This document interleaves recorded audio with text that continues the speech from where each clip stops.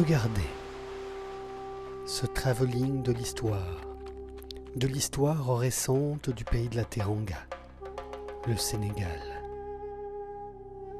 Profondément lié, gravé dans ses veines, à l'encre de sang, à l'histoire, à la France, à la francophonie.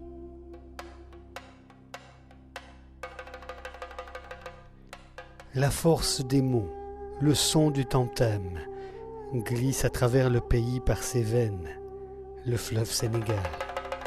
Porté par le vent du désert, l'armatan, de village en village, de peuple en peuple. Profondément lié à l'histoire du Sénégal, l'histoire du temps. Écoutez, regardez, au-delà des mots, des hommes.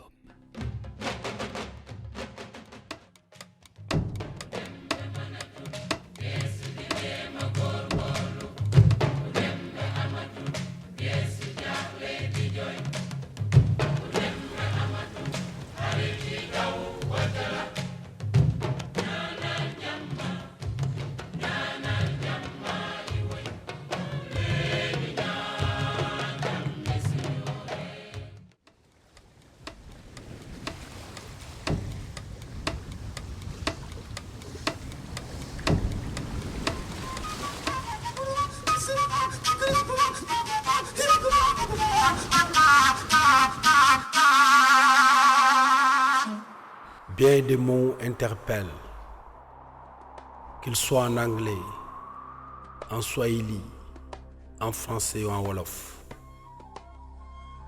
Écoutez, regardez.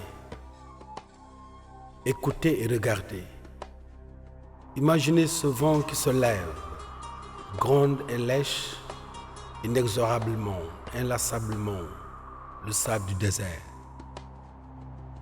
Il défait, façonne, construit les dunes de notre mémoire, les légendes. Harmonise de son souffle, de sa musique, notre imaginaire. Il glisse de grain de sable en grain de sable, se faufile, s'insinue dans notre esprit.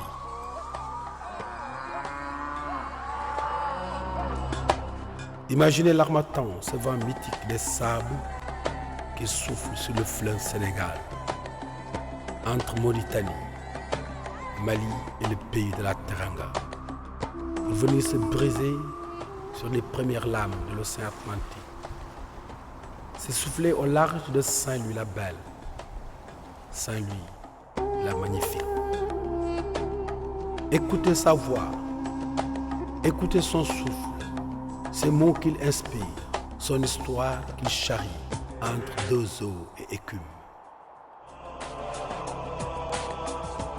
Écoutez cette voix, tantôt magique et magnifique, tantôt tragique et triste.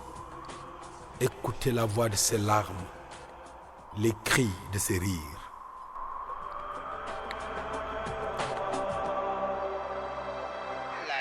La négritude, qui n'est rien d'autre, comme je l'ai souvent dit, que l'ensemble des valeurs de civilisation du monde noir tout entier.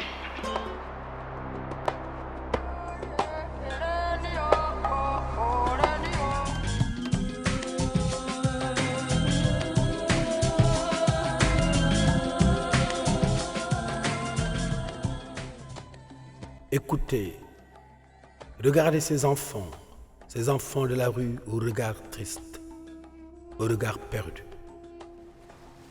Perdu dans un monde où il n'existe plus, dans un monde si barbare et injuste, si cruel, perdu, seul. Regardez ces petits yeux ronds qui parlent tellement de souffrance et de malheur, d'injustice et de tristesse. Regardez ces petits yeux ronds qui parfois, entre deux larmes sèches, parlent de rire. Ouais, moi, ça.